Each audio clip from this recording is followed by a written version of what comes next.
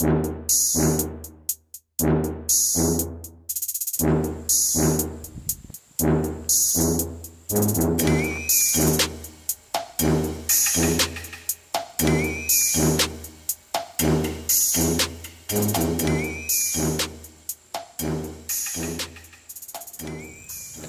guys, Papa Pepper here. You gotta check out what I just found.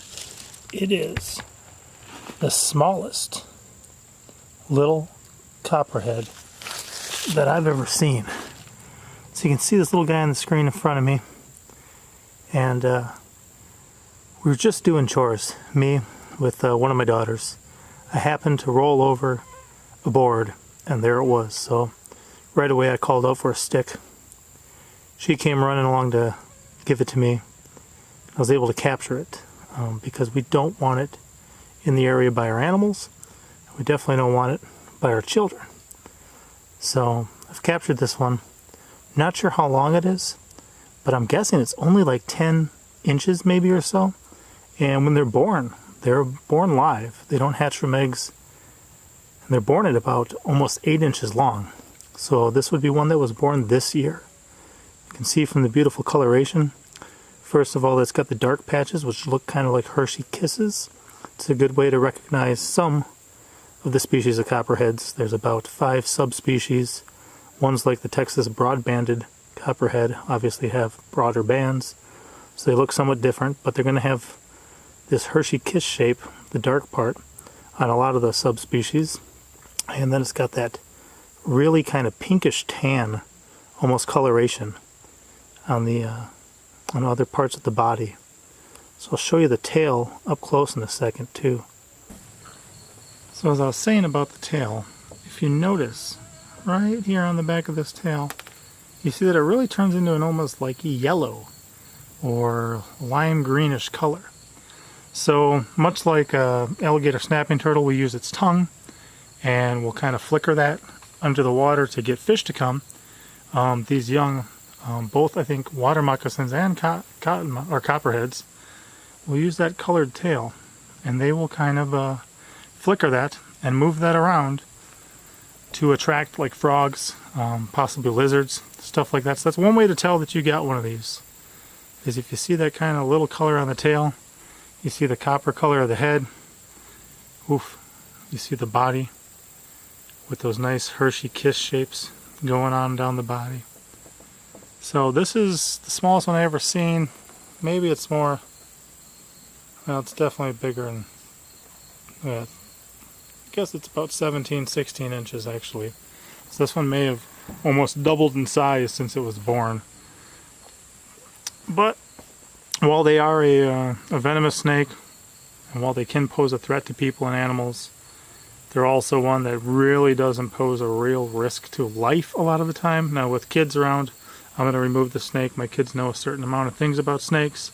They have a certain respect for them, and they definitely don't have to play with them on their own. But if they're out playing soccer in a field and this guy's there, it's very easy to step on one without realizing it's there. So the less we have in our area, the better as far as the safety. You can smell. I really don't know how to describe it, but it definitely has a distinct smell, much like some other snakes as well. So what we're going to do is we're going to relocate this thing, and we're going to turn it loose farther away where it can go live its life and eat rodents somewhere else, because we got plenty of non-venomous snakes around here that we would rather have eat the animals for us, eat the rodents. So one good thing about these guys is the fact that, oh man, the vast majority, like 85 to 95% of their diet is going to be just rodents. So that's a good thing. However, the bad thing happens is that they blend in so well with their environment. So they're very camouflage. And also, during the hot summer nights, they're mostly nocturnal. In the spring and the summer when they're not hibernating, or spring and the fall when they're not hibernating but it is kind of cool out, they will often just kind of cruise around during the day too.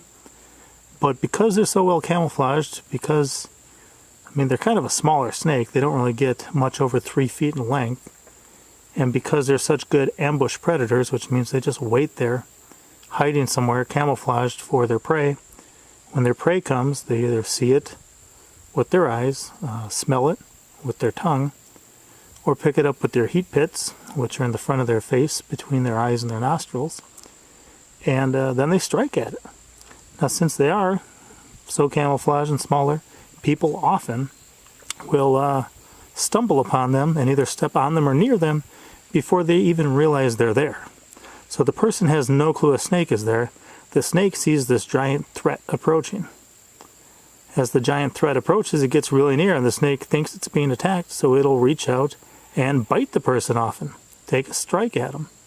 They'll also rattle their tail and mimic a rattlesnake, but it's not uncommon for them to bite people, and of course the people don't even know they were there, so the people think, ah, some snake just attacked me. Well, no, the snake did not attack you, the snake defended itself. You didn't know it was there, so it came, when you came into its area and posed a threat to it, it decided to take a swing at you. So that's one of the problems with these guys. Another problem is the fact that they are venomous. Now, venomous is different than poisonous. Poisonous is something that you have to ingest and take internally through your system by eating or drinking, and then it poisons you. Venom is something that's often injected into you. And although they are venomous, they're not really like a lethal snake. They can kill you. But for the most part, if this thing bit me right now, it'd probably be pretty bad for a couple days, like a really horrible bee or hornet sting, but it wouldn't really go much beyond that, as far as I'm concerned. I can be wrong, but you don't really hear of a lot of people dying from these, although there's a lot of hype about how dangerous these snakes are. I mean, you can see me right now. My arm is 8 inches from it, my camera's 7 inches from it, and my head is about 10 inches from it. So I've got a nice little triangle around the snake, and all it's doing is observing. If it wanted to bite me in the face right now, it could do so rather quickly, but it's not. It's just sitting there. So as always, by way of disclaimer, you may see me pick up venomous snakes, you may see me handle things, you may see me jump in a river or a lake or the bushes after snakes or other wild animals, but the best place for wild animals to be is in the wild. The best thing to do with them is leave them alone. If you want to interact with them, take a photo of them, and you can treasure that for a very long time. You can zoom in and get a much better look at it, and lots of fun things like that too. So I do what I do because I just do it. I don't really know, but I'm definitely not encouraging that anyone else do things like this. So once I think the first one I caught down here, my hands were pretty beat up from some work I was doing. I was holding one and it actually dripped venom off of its fang that ran down my skin into a crack in my skin. And, you know, my arm got really sore for a couple days. It swelled up a little bit. Stuff like that. So you really got to be careful. And remember that the vast majority of people who get bit by a venomous snake, okay, it comes one of pretty much two ways. The first way is accidentally, like I said, when people just stumble upon them and they didn't know they were there and they happen upon them, they stumble upon them, the snake thinks it's being attacked and it defends itself. And the second way is when people try to capture or kill them. So unfortunately, if you think about when people try to kill a snake, that's when a lot of them get bit. The people who generally try to kill snakes think that the snakes are very bad, they're very aggressive, they're very evil, they're very deadly, and they gotta get out there and kill all the snakes, right? Because they're so dangerous. And they go out there and they try to kill the snake, and the snake bites them, and they say, ah, see, I told you he was dangerous. Yeah, that's a self-fulfilling prophecy, okay? You just saw me. My camera was about that close. My arm was about this close. My face was about this close. And, you know, I was recording a video with this thing completely unrestrained. It never once attacked me at all. Not even close. But it did sit there. So, very interesting reptile. Very cool. I definitely enjoy checking them out. My wife, I mean, even thinks that these are beautiful snakes. Brown is one of her favorite colors. So with the brown, with the pink, and the different tones, and just the pattern and the way that it looks, she really appreciates these and likes these. And, I mean, just likes looking at them. But like I said, we definitely don't mind giving this guy a little trip to move him farther away. Sounds like I gotta go. Hello? I was just finishing up the video with that copperhead and I was gonna come back. No, but I'll be right there. Alright.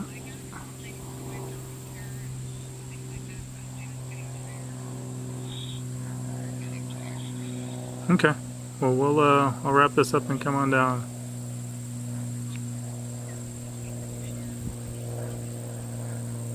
Sounds good. Love you too. Bye. Alright, that was Mama Pepper. I gotta go. You guys be safe out there. It's a wild world. Papa out.